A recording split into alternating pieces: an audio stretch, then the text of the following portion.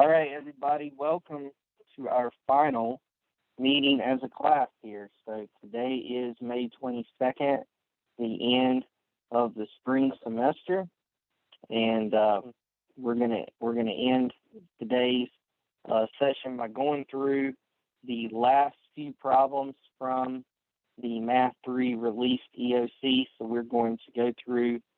We start at 24 and work through there. Question number 24 is actually a really long one, so we're probably going to start at 25 and go through those and just get you through some of the ones that you should know. And then once we get through those problems, we'll do one more little game that I should have pulled up. And then after that, you'll be free to go. And that will be the end of the semester. So again, it's been a different semester for sure, but I hope that you've got something out of it, and I hope that you have been able to still learn and still kind of grow in your math. I know you've had to learn a lot. I know you've had to do a lot at home, which I know hasn't been, probably a lot of fun, but at least you've been able to still get through the material, and as you've gotten through the material, you've had the opportunity to continue learning and not have to go through too much, right? So, all right, so let's get to the first thing today. So we'll go to the 24th. We're going to go to question number 25 is where we're going to land. We're going to land on question number 25. Let me share my screen with you. And here we go. Let's get it started. So question 25 says triangle PMT is shown below. And you see a triangle, and we have P, and we have M, and we have T. Now, one thing that's important, so there's a couple important things here. First of all, it tells us that GH, this little line segment right here, GH is x plus 3. It tells us that PG, this long one right here, is 4x plus 1. And it tells us that GJ is 2x minus 1. Now, if you will notice, you see these two little marks on these angles. Look opposite of those two little marks, you see the segment GH. And opposite of these two little marks, you see the segment GJ. So because they're across from the same angle, that means that these two, so because these angles are the same, that's what those marks mean. Because they are across from these two angles, that means that these two are actually the same side. So that means that this side and this side have to be equal because they're across from those angles. So that would mean that x plus 3, that's GH, has to equal 2x minus 1, that's GJ. And so I subtract x over here, and I get x, and I add 1 over here, and I get 4. So x equals 4. So now it says, what is the measure of PG? Well, PG is 4x plus 1. So if x is 4, and it needs to be 4x plus 1, then we know the measure of PG is actually 17. D, and we're done with number 25. Okay, so the measure of PG would end up being 17. 4 times 4, and then plus 1. That gives us 17. So we'll clear that off. Again, the key here was knowing that across from the angle would be the same side, right? Because if they have the same angle, then their opposite side must also be the same. And if you could solve for x, then you're absolutely able to go back in and plug that in for the missing side. Okay, so let's clear that off. Let's go down to question 26. It says, what is the length of a radius of the circle represented by this equation? And really what you should have to do is completing the square twice. However, Desmos calculator is going to help us in this case. So you have x squared plus y squared minus 4x minus 4y plus 4 is equal to 0. So I'm going to type that in.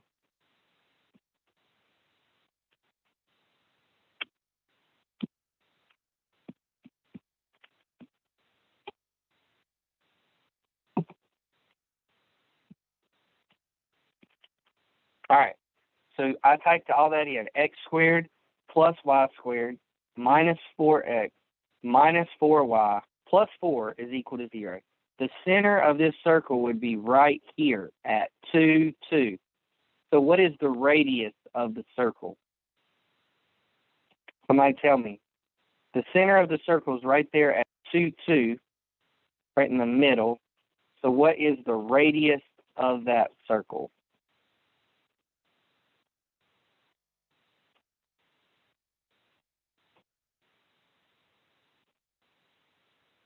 How far is it from here, from the middle to here, from the middle to here, from the middle to here, from the middle to here?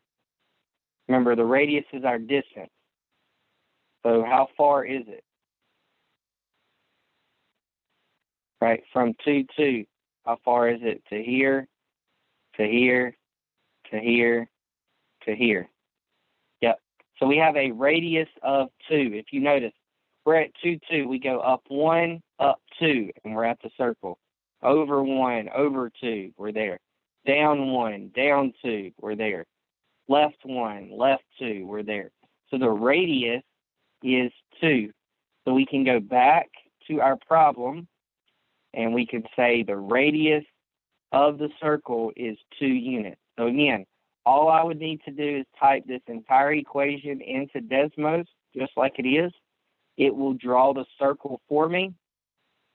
Once it has drawn the circle for me, then I just got to count what the radius is. Remember, the radius is the distance from the center of the circle to a point on the circle. So we're just calculating how far is it from the center of the circle to a point on the circle. That would be our radius. Okay? So that's our radius for question number 26. All right, let's go to question 27. David plans to cover the floor of his room with new material. Now, this is going to be a little bit of a tricky one, the only tricky one really here. The floor is an isosceles trapezoid. So I'm getting ready to draw this, okay? So an isosceles trapezoid looks like this, okay? What an isosceles trapezoid means is that the sides are the same. So the sides are 13. And it says the bases are 16 and 26. So it's 16 up here. I'm going to draw a line straight down. And it's 16 down here. It says it's 26. So that means it must be 5 and 5. That gives you 26 on the bottom. Okay? So drawing it would really help in this problem on 27.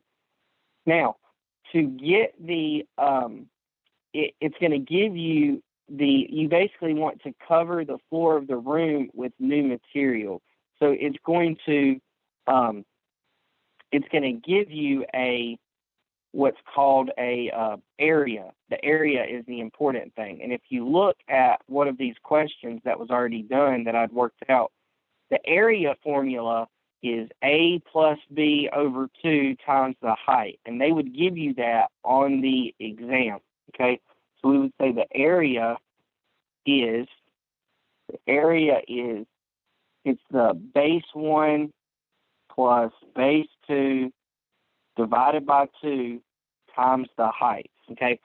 The problem is we don't know the height, okay? 13 is not the height. It's like the side of it, right? The height is this line going straight up. How could we get that height? How could we get the height of this trapezoid? What could we use, something that we already know, in order to get the height of the trapezoid? Something with triangles.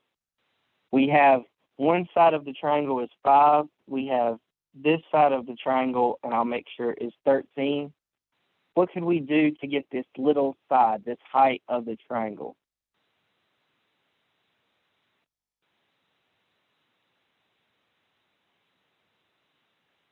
It's something, if we have two, yes, so Pythagorean theorem, perfect. So Pythagorean theorem says a squared plus b squared equals c squared. So how about 5 squared plus b squared equals 13 squared?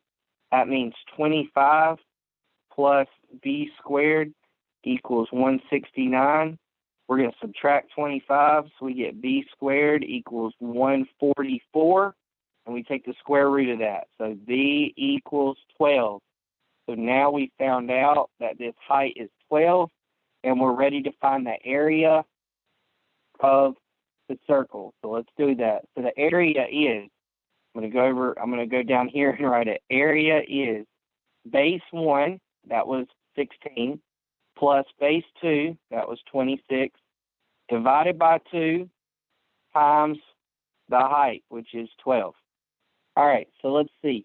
16 plus 26 is 42. Divided by 2 is 21. So how about 21 times 12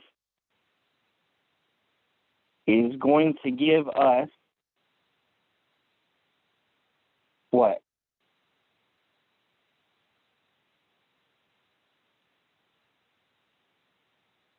I got 252. Okay? Now, so that means the entire area of his room, the entire floor, the area is 252, right? But what you need to look at is it says each piece of material in his room is 2.5 square feet. And we want to know how many pieces he needs, not how big the area is. So we want to say 252, and we want to divide it by 2.5, because every piece that he has is 2.5, right? So if every piece is 2.5, then he would need approximately 101 pieces in order to fill that room. Okay? Long problem there, right? So again, this is one of those where they put on there that they know it's going to be extremely difficult to do. There's multiple steps to go through it. First of all, you had to know an isosceles triangle or isosceles trapezoid has the same side, has the same length on both sides. Then you had to know about the Pythagorean theorem. Then you had to use the formula they give you to get the area of a trapezoid. Then you still could have picked D if you didn't go back and look and see that each piece is 2.5 square feet, and you want the number of pieces. So we would divide by 2.5.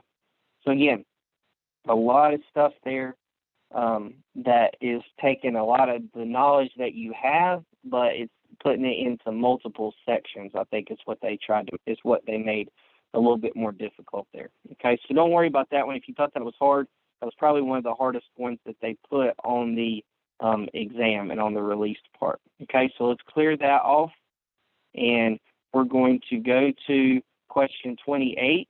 Which method is most likely to produce a random sample of 5 students from a school club? So we want it to not be biased. We want to just give us a random sample of 5 students from a school club. A, selecting 5 club members who have brown hair. B, selecting the 5 club members who have raised the most funds for the club. C, selecting 5 club members from a hat containing the names of all members. Or D, selecting the 5 club members who arrived last to a club meeting. Which one is the most likely to produce a random sample of 5 students from the school club?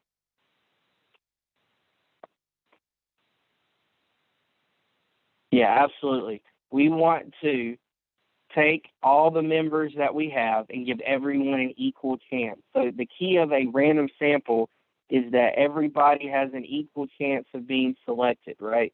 So we want to select 5 club members from a hat by containing the names of all the club members. In the first one, only people that have brown hair would have a chance of being selected. In the second one, only people that had raised the most money would have the chance of being selected. In the last one, only people who arrive late or at the end would have a chance of being selected. But in C, everybody that's a member of the club is going to have an equal chance of being selected. So it is C, selecting 5 club members from a hat containing the names of all members. Okay, let's scroll down to 29. 29 says, a high school randomly selected 75 of 200 seniors at the school to take a sample college entrance exam. The mean grade point average, so their GPA, of the seniors was 2.85, and the standard deviation, that means how much it varies one way or the other, was 0.4. Select all of the statements that are true. Note, the margin of error is 2 times the standard deviation over the square root of n. All right, so let's actually find what the margin of error is. S is the standard deviation and n is the sample size. So what did it say our standard deviation was in this problem? What is our standard deviation?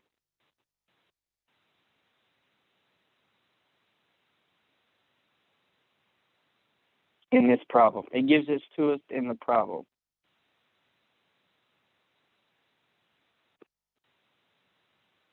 Yeah, 0.4 is our standard deviation. Now, what is our sample size? This could be tricky. What is our sample size? The square root of, so what is n? N is our sample size. So in this problem, what is our sample size?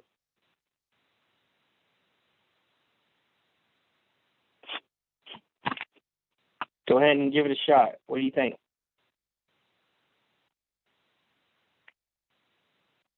You are right. It's 75. A lot of people would say 200 sometimes. 200 is your population. It's all the seniors at the school. 75 is just the ones we were able to sample, which makes it our sample size. So 75 is our sample size. So we say 2, so we say 0.04, or excuse me, 0.4 divided by the square root of 75. That's 0.046, and we multiply that by 2. So we get 0.092. So that's going to be your margin of error, 0.092, which is this answer right here. But notice it says select all of the statements that are true.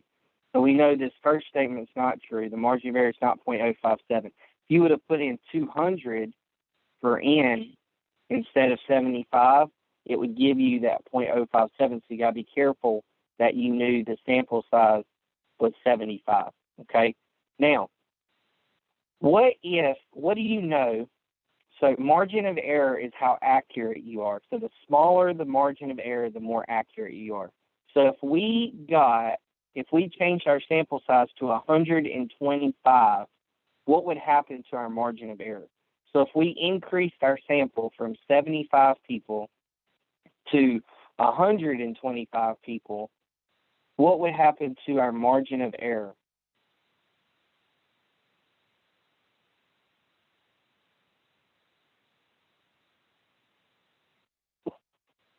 Basically, if we took that 75 on the bottom, if we took that 75, yes, the margin of error is going to decrease, absolutely.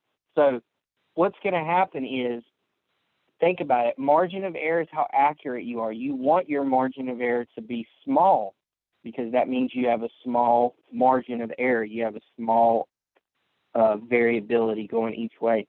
So a way of making your margin of error small is to increase your sample size. Because think about it. If you sample more people, then you should be more accurate. The less people you sample, you can have people that are like outliers and stuff, and then you may not be as accurate in your results. But the more people you sample, the more accurate you're going to get. Like if you want to know about something and you only sample 50 people, you might not be as accurate. But if you sample 500 people, you're going to know a whole lot more than you did just from when you sampled 50. So again, anytime, this is something in statistics, anytime you increase your sample size, that will decrease your margin of error. And if you have a really small sample size, then you're going to have a large margin of error. Okay, so let's move on to our last problem that we're going to do today, number 30. Number 30 says the police chief of a town is trying to determine the average speed of drivers on a specific road. The police chief took a random sample of the speeds of 100 drivers on the road. The mean was 48.5 miles per hour, and the standard deviation was 2.5 miles per hour. The police chief wanted to decrease the margin of error of his next sample. Which choice would decrease the margin of error? So we just talked about it. What could he do to decrease his margin of error?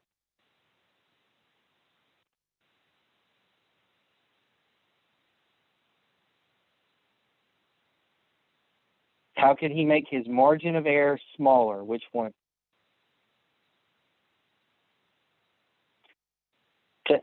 A small margin of error is a good thing. It means that you're very accurate. If you have a large margin of error, it means you're not very accurate. It means you have a large error, right?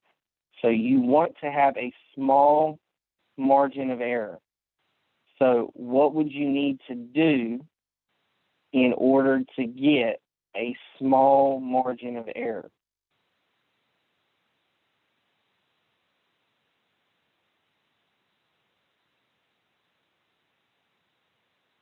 Any idea?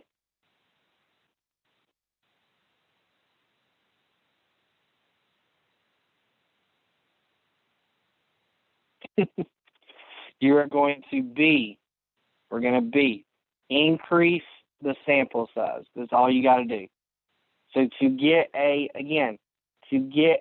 smaller margin of error, you just have to increase your sample size. Okay?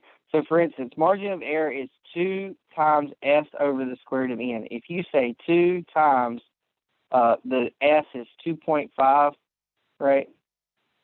2.5 over the square root of 100. He did 100 drivers, right? Then you will get a margin of error. If you do 2 times 2.5 over the square root of 200, let's say now you have 200 in your sample size, your margin of error is going to be much smaller. So if I go to my calculator, I'm going to go to my calculator real quick. If I do 2.5 divided by the square root of 100, and I multiply that by 2, I get a margin of error of 0.5. Okay? Now, if I go to 2.5 divided by the square root of 200, so if I increase my sample size, then I get a margin of error of 0.35. Okay? 0.35. So you should see that all I had to do was increase my sample size. I just increased it from 100 to 200. It could be any increase, but if all you can see right there, all I had to do was increase my sample size, and that decreased my margin of error. That decreased how far off, how far of an error there would be one way or the other. Okay? Increasing your sample size will decrease your margin of error. So we've gone through almost all of these. There's 2 that we left off. They were extremely long problems, so I'm going to keep those left off. but I will give you the answers to those. Number 24, 24, not 24. Which one was it? 23, maybe. Yeah, number 22. Sorry, number 22 was C. We had to rotate the triangle, and you see we had to go through all this work to do that. But it was C, 36 pi times the square root of 2. Basically, we had to find the radius and do the volume and all that. So that was a little bit much there. But 22 was C. We did the others. If you guys have already gone through, I think you had, but if you've already looked through those, you should have been able to see all the answers at some time. Number 21, we did 21. Number 21, it was supposed to be 2, and then pi over 3, and then 4. That's what went in the 3 blanks. And you saw the graph. It went up to 6 and down to 2. It had a period of 6. It had a minimum value of 2. And when x was 2.5, y was 5. So we were able to go through those two. Yeah, so thank you guys for hanging along throughout this. I really think that you've done a great job. So I'm extremely proud of the job that you've done. And I think that it's been I think you've really learned a lot, hopefully, throughout the time. I've enjoyed it. I wish we had more time together, obviously, in class. But for jumping into this really quick, I think you guys did a great job and really made the best of a tough situation. So I appreciate you logging on every day and being a part of it and being a part of this class. So I'm going to give you a solving equations, a little solving equations Kahoot to finish us up with, and then I'll wrap up our time together, okay? So let's go ahead and I'll share my screen with you. And we'll play one more time, okay? All right, so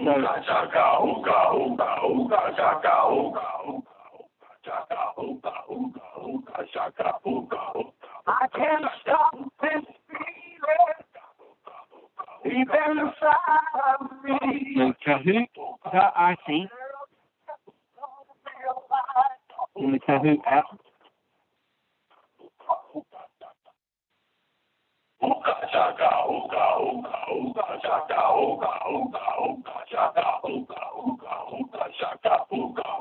I can't stop this feeling deep inside of me.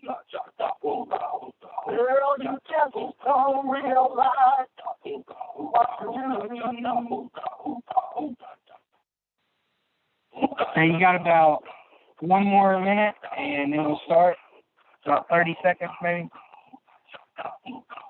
I can't stop this feeling deep inside of me. Girl, you just don't realize what you know.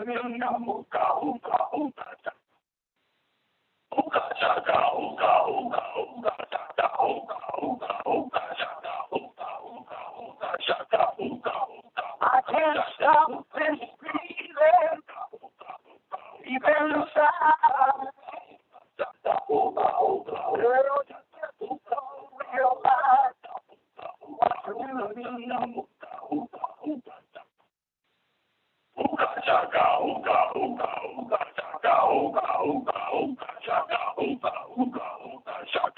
All right, here we go. Solving equations. Off we go. Question number 1.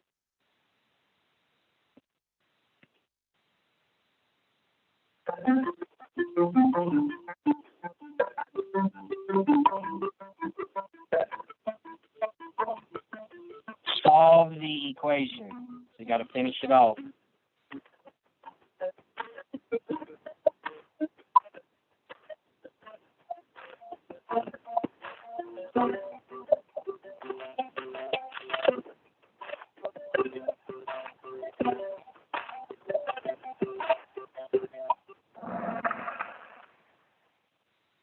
Okay, so the correct order would be, right, you would add 18 to both sides, and then you would get 3x equals 27. Then you would divide both sides by 3, and you would end up with x equals 9. Okay? Let's go to the next. It's a puzzle, right? So put it in the correct order.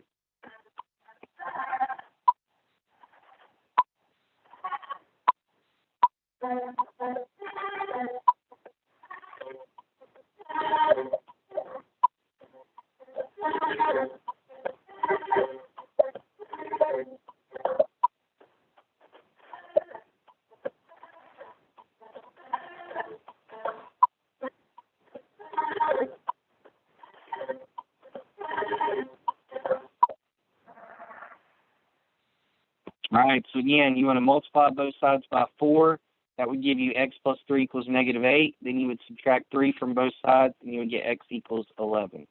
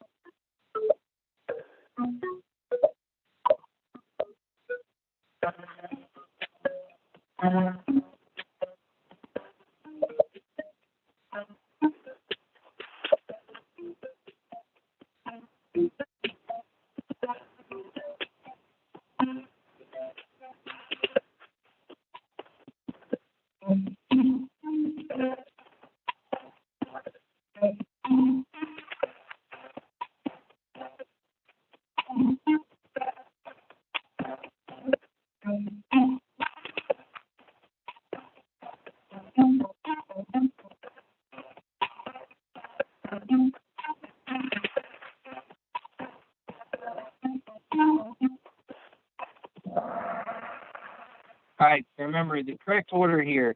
First, you would multiply both sides by 3. That would give you 5 minus m equals 30.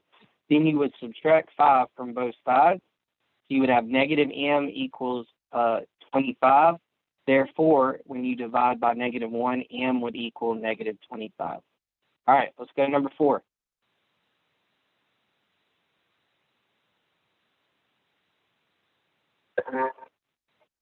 What would you do first? What would you do second? What would that give you? And what would be the final answer?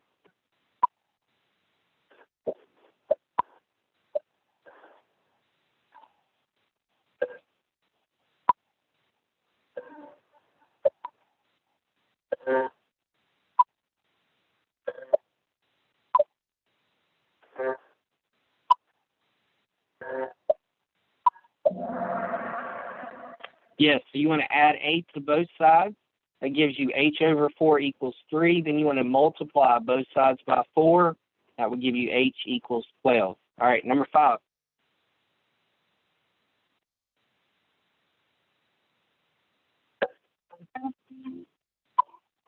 What would you do first? You don't want to distribute, so you can take the number on the outside and do what?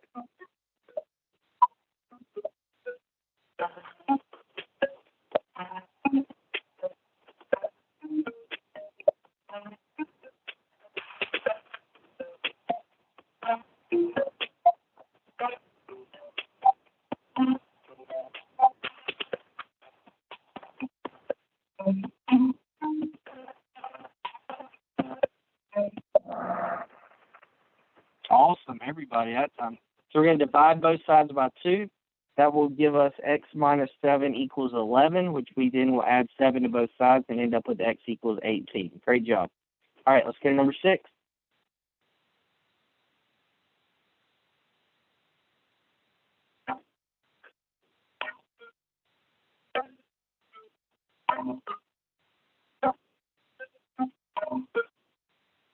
One step at a time here, okay? One step at a time.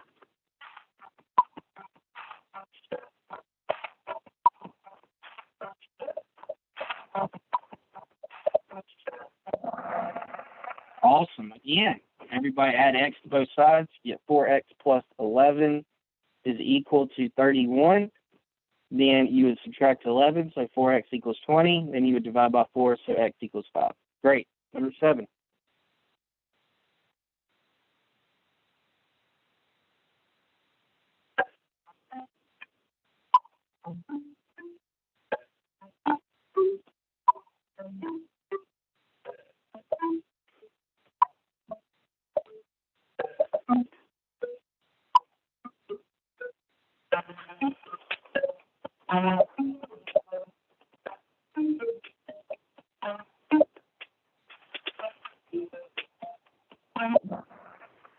Again, we're going to add 1 to both sides. That would give us 2x over 3 equals 6. Then we would have to multiply by 3 to both sides. That would give us 2x is equal to 18. And then we would then have to divide by 2, which would give us x equals 9. All right, our last problem, number 8.